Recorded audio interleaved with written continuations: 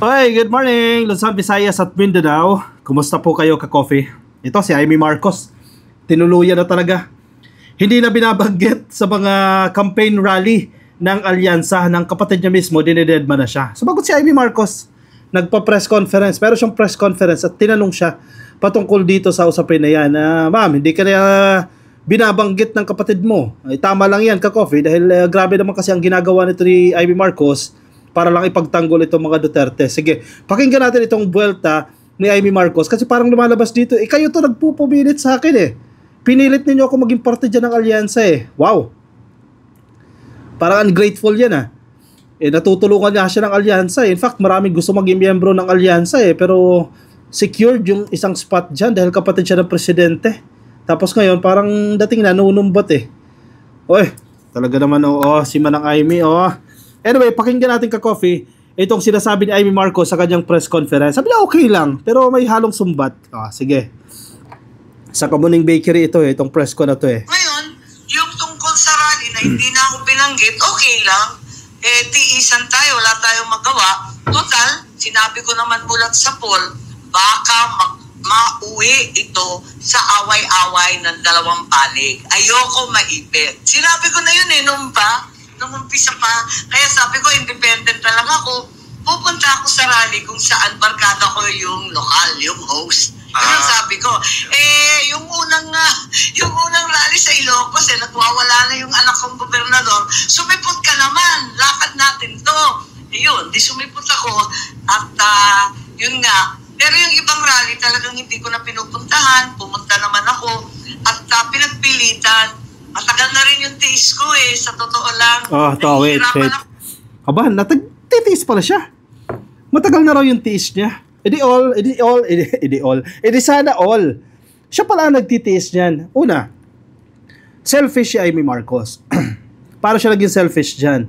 Yung alyansa, kaya ka nga alyansa Kaya nga kayo nag-work together para manalo. Hatakan kayo. Tutulungan ka ni Lacson, tutulungan ka ni Soto, tutulungan ka ni Villar, ni Abalos.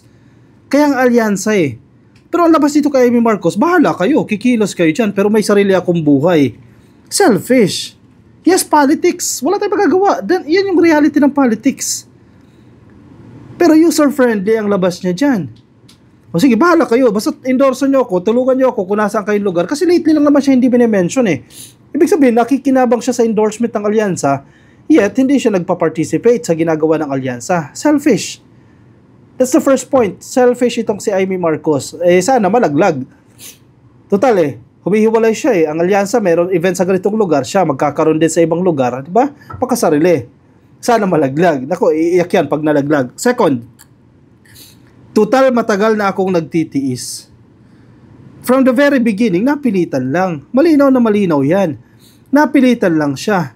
Pero ma'am, sana kung naninindigan ka dyan, hindi ka na nag-join sa alyansa. Diba? From the very beginning pa lang, nag-beg off ka na. Nag-decline ka na. Alam mo kung bakit dapat ganun ginawa niya? Para yung isang spot na yan, yung secured spot na sa kanya binigay, mapunta sa iba. Makadagdag pa sa kanila yan. Sana may isang kandidato na medyo maayos-ayos, nakapasok sana dyan sa alyansa. Pero hindi out of courtesy, out of respect. Siyempre, si Toby Tiangco, siya yung campaign manager, kukonsult niya sa presidente. Sir, ito si Amy Marcos. Noon pa man yan, ka-coffee, bago pa man magsimula itong campaign period, medyo lumilihis na ito ng landas. Anong gagawin natin dyan? Diba? Siyempre, di magdidesisyon niya sila Toby Tiangco na, sige, alisin na natin dyan dahil tumitira sa atin yan Kapatid ng presidente pa rin yan Kapatid pa rin ni PBBM yan. Out of courtesy, out of respect, sinama pa rin siya. Pero anong sinusukli nito ni Amy Marcos? Matagal na raw siyang nagtitiis. Bakit siya nagtitiis? Kasi namamangka ka sa dalawang ilog. Hindi ka mahirapan dyan Sabi pa ni Garin, pumili ka ng stand. Make a stand. Ano ka ba talaga? Pro Duterte ka o pro admin? O pro PBBM? Hindi pwedeng dalawa, namamangka ka hoping na makukuha mo yung votes from different sides, or from both sides. Diba? Yun ang dapat linawin ni Amy Marcos. Ngayon, kung nagugulo pa siya, pro Duterte ba siya, edi mag-declare ka na ayaw mo pro Duterte. Kasi ang pinapakita niya, yung actions niya, binibira niya itong administrasyon na to. Yet ayaw niya sabihin na ako totally pro Duterte. Nasa gitna lang ako, independent, walang ganun. Politics yan, mahirap-hirap yan. O, nagtitiis lang pala to. Pasensya na ha, PBBM ha, pasensya na, nagtitiis ako, patagal ako nagtitiis. Pabebe ang labas ni Amy Marcos dito. Paimportante. O, parang ang dating nagmamalaki, hindi ko kayo kailangan. Kayo ito nagpumilit sa akin na kunin ako. Diba? Yan ang basa ko dito sa sinasabi niya, matagal na ako nagtitiis. Aba, matindi pala to si Amy Marcos. Hindi ko nakakausap ang ang rally, talagang hindi ko na pinupuntahan. Pumunta naman ako at pinagpilitan. Matagal na rin yung tiis ko sa totoo lang. Nahihirapan ako, hindi ko na... O, pinagpilitan. Ano, wala kang consent? O pabebe lang, nanlalaglag. Pinagpilitan pala yun. O ma'am, dito meron tayong rally dito sa Ilocos. O anak mo yung gobernador dyan. Pinagpilitan ang dating. Wala siyang free will. Ano ka, DDS ka na din? Ginigipit ka na din? DDS vlogger ka na din? Ginigipit ka? Pinagpilitan daw yung ano na yan, yung involvement niya dyan sa alyansa. Wow. E di wow. Sana all, hinahabol-habol. Kakausap ang aking ang rally, talagang hindi ko na pinupuntahan. Pumunta naman ako at pinagpilitan. Matagal na rin yung tiis ko sa totoo lang. Nahihirapan ako, hindi ko nakakausap ang aking kapatid kundi sa publiko. Mga maliliit. At sa ngayon, yung... Hindi niya raw nakakausap yung kanyang kapatid. Yun, sumipang rally, talagang hindi ko na pinupuntahan. Pumunta naman ako at pinagpilitan. Matagal na rin yung tiis ko sa totoo lang. Nahihirapan ako, hindi ko nakakausap ang aking kapatid kundi sa publiko. Ngayon, hindi niya nakakausap yung kapatid niya kundi sa publiko. So ang understanding ko dyan, hindi ka nakakapunta ng Malacanang kasi kung gusto niya kausapin privately, hindi sa Malacanang ka magpunta o sa opisina. Pakakausap mo yan privately dyan sa Malacanang. Hindi ko nakakausap ang kapatid ko kundi sa publiko. Sinong nagbabawal sa kanya? Presidential sister siya. Hinaharang siya? Nakausapin yung kapatid niya? I don't think so. Haharangin siya ni Romualdez? Yan ang pinapalabas nila? Oh, may balita tungkol dyan Hindi niya daw nakakausap yung kapatid niya. Pinagbabawalan siya. Sino nagbabawal sa kanya? Si First Lady? I don't think so. Or, ang tingin ko dyan, siya mismo dumidistansya. Siya mismo ayaw kausapin yung kapatid niya, ayaw kausapin yung kampo ni PBBM kasi piniplease niya yung mga Duterte. Pag nakita siya ng mga Duterte o ng supporters ng mga Duterte na nakikipag-usap sa kapatid niya, sasabihin niyan, aba, tinan mo nga naman yung plastic na yan, manggagamit talaga. Ayun na nga, totoo. Ang tawag na sa kanya ng mga DDS, manggagamit. Hindi na nga siya nire-respeto. Kasi nga namamangka sa dalawang ilog. Dito sa balitang ito ng Inquirer.net, sige, basahin natin itong balita na to. Marcos skips sister in Alianza's Cavite sortie. Amy says, okay. Yan yung napanood natin kanina. After Senator Amy Marcos announced that she would be skipping the campaign rallies of the administration's senatorial slate to focus on probing former President Rodrigo Duterte's arrest, her brother, President Ferdinand Marcos Jr. skipped her while introducing candidates in a sortie in Cavite on Friday. Alam naman natin yan. Sa previous vlogs natin ka-coffee, pinakita ko sa inyo yung parte ng speech ng presidente kung saan usually minimension niya yung mga kandidato. Kahit wala ka doon sa sortie, minimension yung pangalan mo. Pero si Amy Marcos, hindi talaga siya binanggit. Si Camille Villar, absent din dyan, pero minention pa rin ng presidente yung pangalan niya. In his campaign speech, President Marcos introduced each senatorial bet of the Alyansa para sa Bagong Pilipinas. Inquirer has yet to confirm whether the president overlooked his sisters deliberately. But all candidates were mentioned, including Camille Villar, who, like Senator Amy Marcos, was also not present during the sortie. Correct naman yan, valid naman yan. In fact, napakinggan natin yung buong speech. Kasi kung pwede mo sabihin, kasi hindi siya minention dahil wala siya dun sa event. Bakit si Camille Villar? Wala naman siya dun sa event pero minention pa rin siya. So malinaw na hindi to na-overlook. Ako, itataya ko yung pamato ko tsaka pananggulo dyan. Hindi na-overlook ng presidente yan. Kasi maraming instances na pwedeng ma-mention ng presidente si Amy Marcos. Lahat yan ni isa walang na-mention ng presidente. Hindi yan na-overlook. Ibig sabihin ng na-overlook na kaligtaan o hindi sinasadya ka-coffee. Yan ang ibig sabihin yan. So, intentional. Ako sa tingin ko ka-coffee tulad na sinasabi ko, pamato ko at pananggulo, intentional na hindi siya banggitin kasi katatapos lang yan ang investigasyon dyan sa Senado.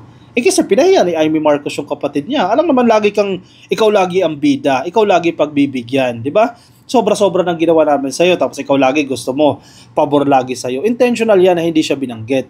Which tama lang na hindi na talaga siya binanggit siya. Kasi parang, tinutulungan ka namin para manalo ka sa pagkasenador, tapos ganyan ang igaganti mo sa amin. Unfair naman yan. Diba? Hindi na overlooked yan. Kasi again, tulad ng sinasabi ko, maraming chance na pwede sanang banggitin ng presidente at binabanggit ng presidente yung mga pangalan ng senatorial candidates. Imposibleng na overlooked yan. Kailang, total, sinabi ko na ang aking tututukan ay ang pagsisiyasat ng mga pangyayaring labag sa batas noong kinuha si FPRRD. O ito pa yan, yung hearing nila dyan sa Senado. Anong nangyari dyan sa hearing ng Senado? Sabi nyo, busy kayo. Sabi nyo, naka-break ang Senado. Yes, naka-break naman talaga. Pero though pwede naman kayo magsagawa ng investigasyon. Pero di ba, yung justification ninyo, kaya hindi natuloy ang impeachment na yan. Naka-break ang Senado, nangangampanya itong mga kandidato. Pero, bakit nakapag-hearing kayo? Sabi nyo, nangangampanya, busy. O bakit nakapag-hearing kayo dyan? Ayaw nyo lang talaga talakayin itong impeachment. At isa si Amy Marcos dyan na ayaw talaga dyan sa impeachment. Kasi kaibigan niya raw si Sara. Ang tanong, kaibigan pa rin ba ang turing sa'yo ni Sara Duterte matapos ipakulong ng administrasyon na ito si Digong? Yan ang sabi nyo ha, ipakulong ha. Pero tama lang din naman yung ginawa dyan. Total, sinabi ko na ang aking tututukan ay ang pagsisiyasat ng mga pangyayaring labag sa batas noong kinuha si FPRRD. Sabi niya sa isang statement. Last March 11, Duterte was arrested and sent to a detention center in The Hague in the Netherlands on the order of the International Criminal Court. Nagsalita din ng Malacanang dito ka-coffee kasi pilit nilang kinakalkal. Ito, nakatikim tuloy siya dyan ka-coffee. Na yung pag-aresto kay Digong, wait lang ha. Kasi diba, may nagsasagawa ng mga investigasyon. Teka, hindi ko ata na-share yan. Arrest National Security. Ito. Kasi pilit nilang iniimbestigahan eh. Gusto nilang kalkalin eh. Itong nangyari, itong pagkaka-aresto kay Digong. Meron pong nilabas na order coming from the Office of the President. Ito. Sulat ito coming from the Office of the President through Executive Secretary Lucas Bersamin. Ito, nababasa ninyo yan. Palace, wanted, Duterte arrest details kept secret. Which is, I think tama lang din ginawa ng palasyo dito. Kasi matter of ito national security ito eh. Yung mga important at mga confidential information na dapat hindi open to public, not for public's consumption. Kasi malalaman yung mga strategy ng gobyerno, di ba, para hulihin ang mga pugante. Malacanang invokes executive privilege to block disclosure of details on former President Rodrigo Duterte's arrest, citing national security and diplomatic concerns, as Senate probe reveals inconsistencies in government's justifications for expedited turnover to The Hague. Bakit may inconsistencies? Ganito yan eh. Actually, reality ito ka-coffee. Bakit may inconsistencies sa mga sinasabi? Kasi merong mga impormasyon na not for public's consumption, not for public's disclosure. Sige, teka lang ha. Anong ibig sabihin yan?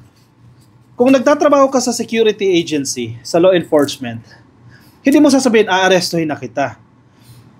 Gagawa ka ng ibang dahilan na hindi magmumukhang aarestuhin na kita.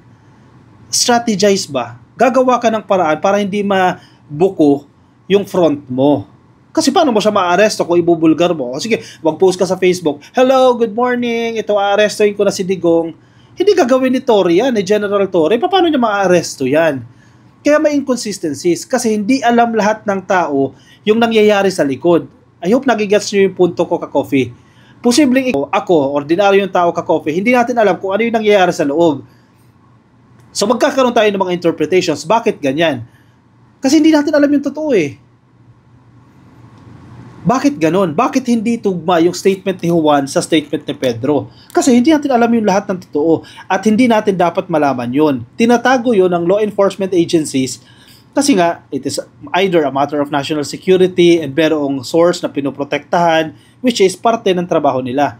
Na kaya nangyari yan, kaya na-accomplish yung goal dahil ginawa mo yan. So meron talagang inconsistencies. Masama ba yung inconsistencies? Not at all times. May mga panahon na kinakailangan mong gawin yan para maprotektahan mo. Let's say national security o yung sources mo, yung diplomatic relations mo, etc. Hindi mo kailangan ibulgar lahat sa publiko. Sa mga ganitong usapin, I think tama yung pagiging confidential, pagiging kaunti lang ng tao na nakakaalam sa mga operations. Kasi, again, hindi mo maaabot yung goal mo. Which I think tama itong ginawa ng Malacanang. Kasi mabubulgar kung ano yung mga nangyayari within na hindi dapat malalaman ng publiko. Kasi strategy yan eh. At hindi lang naman mga Pilipino makakaalam yan eh. Mga banyaga na nakamonitor sa atin. Iba't ibang bansa nakamonitor sa atin. Malalaman nila kung paano kumilos tayo. O, hindi pabor sa atin yan. Hindi kung bibirahin tayo yan, atakihin tayo ng mga bansang yan, mabilis na lang. Kasi alam na yung mga intel natin. Alam na yung mga secret sana. Di ba? Hindi lang Pilipino ang kausap mo dito. Mga banyaga. Parang binabalandra natin. This is the way or this is how we work. Parang ganyan sabihin eh. Magti-take advantage yan yung mga banyaga, mga foreigner. Hanggang makuha nila yung gusto nila. Lugi tayo dyan. Buti na lang naglabas ng ganitong order ang Office of the President. Siyempre may sasabihin na naman ng mga DDS dyan. Masama na naman ang ginawa ng Presidente dyan.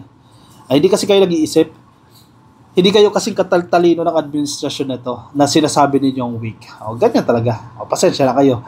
Hindi kayo magkapantay ng IQ ng level of intelligence Nadali na. Tiis muna kayo. Pagdating na 2028, yan kayo na. Kung mananalo kayo ha. Sige, komento ang inyong opinion, reaction dyan sa ating comment section para mabasa po yan ng iba natin mga ka-coffee. Mga nasa Facebook, please like and follow, share. Ka-coffee, mga nasa YouTube, click lang po na subscribe and hit the notification icon. I'll see you ka-coffee in my next video. Bye-bye.